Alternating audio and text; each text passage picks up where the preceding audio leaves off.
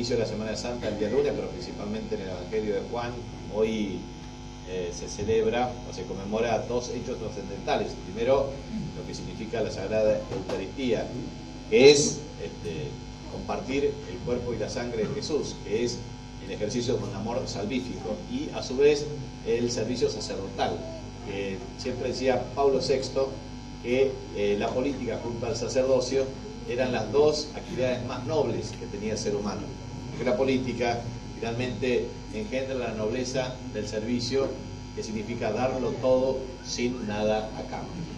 Y la verdad es que yo creo que ustedes, como militantes políticos, son servidores, y al ser servidores ejercen un sacerdocio. Es el sacerdocio de la militancia por las ideas. Y la militancia por las ideas significa el sueño de construir un país que sea justo, que sea libre, que sea soberano. Es el país que soñó Perón, Eva Perón, Néstor, Cristina, y que en definitiva tenemos que luchar todos los días desde aquí y para siempre. A mí me parece que era interesante, en primer lugar, agradecer vuestra presencia y sobre todo hacerlo hoy un día jueves, pero yo quería hacer una breve síntesis de lo que a mí me parece de lo que ocurre hoy en la Argentina, para compartir este diagnóstico y compartir lo que es necesario hacer. En primer lugar, nosotros tuvimos en el año, a través de la historia argentina de 206 años, muchos problemas históricos. La pugna entre unitarios y federales, guerras civiles, dictaduras militares, pendularidad de gobiernos civiles y militares, y en los últimos 32 años logramos estabilidad política, pero no logramos una estrategia de desarrollo económico de carácter sustentable, y no logramos reparar la injusticia social que se acumuló a partir de gobiernos dictatoriales, pero sobre todo de base y de empeño neoliberal. De manera que el gran problema de Argentina es el neoliberalismo, que gobierna a través de dictadura o que gobierna a través de gobiernos democráticos, porque efectivamente se hace carne administrando el Estado en beneficio de sus propias corporaciones. Aquí lo que cambió en el año 2003 es cuando asumió Néstor para poner un nuevo paradigma en la Argentina. ¿Cuál es el cambio que se produjo en el año 2003 a diferencia del resto del tiempo? Primero que Néstor dijo: no voy a dejar las convicciones en la puerta de la Casa Rosada. Y en segundo lugar, se plantó ante los acreedores internacionales, que son los que siempre sacan tajada de todo esto. Para que ustedes tengan una idea muy precisa, ustedes saben, en el año 2003 la Argentina ingresó en lo que se denomina default, que es incumplimiento. ¿Y por qué? Porque debía 100.000 millones de dólares a acreedores externos.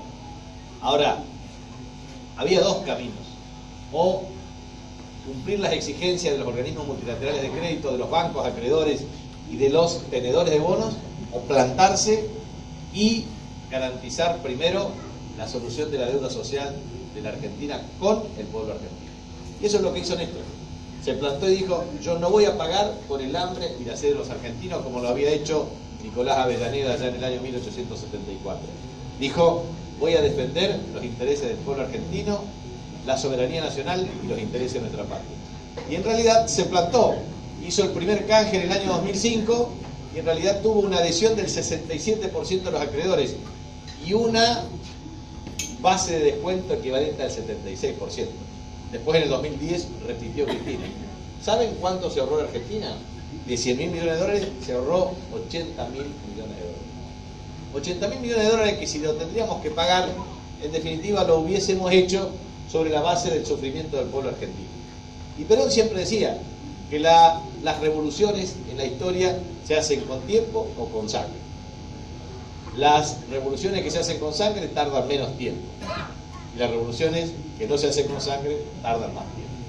La revolución en paz, decía, con tiempo, sobre la base de la conciencia de los pueblos, implica que los pueblos tengan la garantía de su propio bienestar, no aceptando el sacrificio como una variable que siempre toman aquellos que usan el poder de un modo omnímodo y discrecional.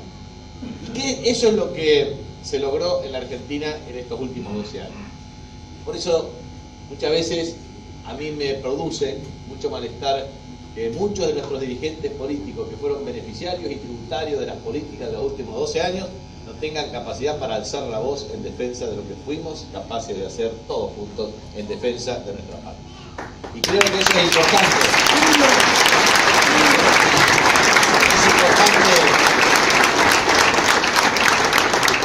Es importante ir chequeando algunas cosas. Primero, el tema de la deuda. Nos ahorramos deuda y esa plata se invirtió en infraestructura pública en Argentina. ¿Saben cuánta plata se invirtió en los últimos 12 años pasados? 107.000 millones de dólares. Un récord histórico para la Argentina, que implicó avanzar sustancialmente, a veces triplicar o cuadruplicar lo que se había invertido históricamente. Eso implicó rutas, más de 5.000 kilómetros de rutas, autovías, más de 10.000 millones de dólares que efectivamente se invirtieron en expansión del sistema energético, inversiones que tienen que ver con agua potable, con cloacas, etc. Yo veo la propaganda de este gobierno, dice 8,2 millones de argentinos con agua potable, pero la verdad es que no han hecho nada de lo que nos hayamos dejado nosotros. La verdad es que aquí, en el área del conurbano bonaerense, todo el sistema de Matanza-Riachuelo, que beneficia a 2.100.000 habitantes, en realidad es producto de un financiamiento que obtuvimos nosotros, que conseguimos nosotros y que dejamos en ejecución nosotros. Y que en realidad ocurre como el otro día cuando fueron a inaugurar vivienda Plan Procrear, nos sacaron carpiento porque toman cosas que verdaderamente se hizo durante nuestro gobierno. Entonces, me parece que es importante remarcar que lo que hicieron desde este gobierno con respecto a la deuda fue totalmente distinto a lo que hicimos nosotros. Fíjense que nosotros logramos definitivamente cerrar esa deuda de 100.000 millones de dólares con 30.000 millones de dólares, inclusive en la capitalización de intereses. Y estos acá van a terminar pagando 20.000 millones de dólares por el 7,6%. O sea, nosotros con cerca del 92,4% de la deuda, con 30.000 millones de dólares resolvimos la reestructuración con la capitalización de intereses en plazos programados. Y estos con casi 20.000 millones de dólares para el 7,6% restante. Fíjense la comparación. Ellos cedieron todo, nosotros no cedimos nada y defendimos los intereses del pueblo argentino. Esa es una gran diferencia, porque esa diferencia es lo que permite resolver muchos problemas.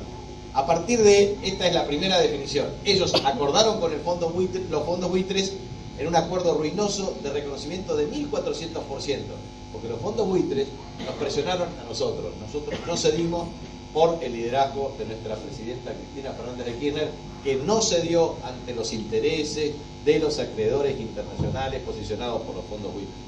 Y eso lo hicieron estos, pero con muchos compañeros nuestros que se entregaron traicionando la voluntad popular y traicionando el pacto popular.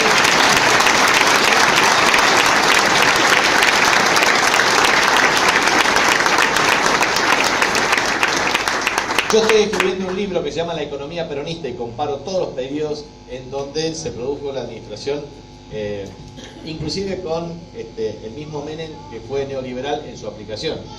Y lo que es interesante es que el periodo de mayor crecimiento económico de la historia de un gobierno peronista fue este. Perón había crecido 35% en los primeros 10 años de gestión, en los dos mandatos constitucionales, 46 al 55, y nosotros crecimos casi el 78% en 12 años. En definitiva, la inversión bruta creció casi 299% y contra cerca del 50% en la época del mismo Perón. Entonces, nuestro modelo fue realmente exitoso en ese sentido. Entonces, resolvimos bien la deuda externa. Siempre hay que repetir que nosotros, desde el peronismo, siempre repudiamos la injerencia de los organismos internacionales de crédito que pretenden sojuzgarnos e imponernos las políticas. Perón, por ejemplo, no tenía deuda externa. Perón no asistió a la conferencia de Bretton Woods, en donde se definió el nuevo sistema monetario internacional con la presencia del Fondo Monetario Internacional. Perón no adhirió al Fondo Monetario Internacional. Perón no contrajo deuda con el Club de París. Todo eso lo hicieron los neoliberales de la Revolución Fusiladora cuando derrocaron a Perón. Y es importante remarcar eso, que el peronismo lo que hace primero y principal es modificar el modelo agroexportador por un modelo de base industrial. ¿Para qué? Para que el pueblo tenga trabajo, porque cuando hay industria hay empleo, y cuando hay empleo hay salario, y cuando hay salario digno hay consumo popular, y cuando hay consumo popular el pueblo consume, trabaja, crece, manda a sus hijos a la escuela, tiene hospital público y resuelve los problemas diarios, cotidianos. Eso es lo que no quieren los neoliberales que hoy nos gobiernan. Entonces, la primera gran definición es el tema de la deuda. La segunda gran definición es el sistema previsional y el del sistema de seguridad social. En el año 2003, cuando asumió Néstor Kirchner, el 60% del sistema previsional se financiaba con aportes y contribuciones, pero la desocupación era equivalente al 25%. ¿Quiénes aportan? Los trabajadores. ¿Quiénes contribuyen? Los empleadores. Entonces, si hay alta tasa de desempleo y hay bajos salarios, en definitiva hay pocos aportes y pocas contribuciones. Por lo tanto, el sistema de seguridad está absolutamente desfinanciado. ¿Qué hizo el gobierno de Néstor y después el de Cristina? Primero, logramos generar las condiciones para crear 6,4 millones de puestos de trabajo. Segundo, se reactivaron las convenciones colectivas de trabajo.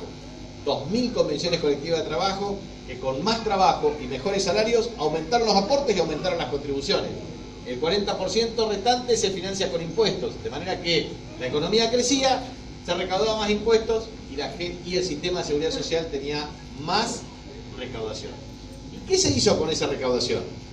Algo muy concreto. En el año 2002 y 2003, solamente 60 de cada 100 jubilados se podían jubilar. Cuando terminó en el año 2015 nuestro gobierno, casi 98 de cada 100 jubilados se jubilaron. Eso implicó